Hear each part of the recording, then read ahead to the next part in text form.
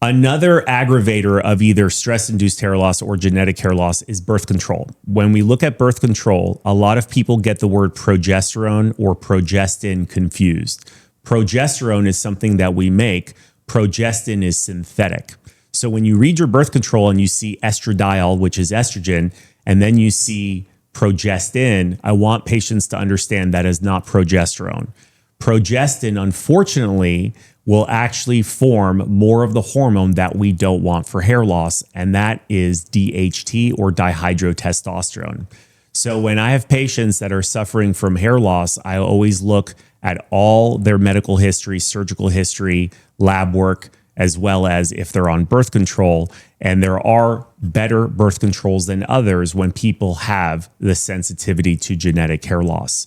You can always go on my website. I will provide a list of ones that have too much progestin versus the better ones. And we also have a full discussion on which IUDs are going to be better for patients who have genetic hair loss.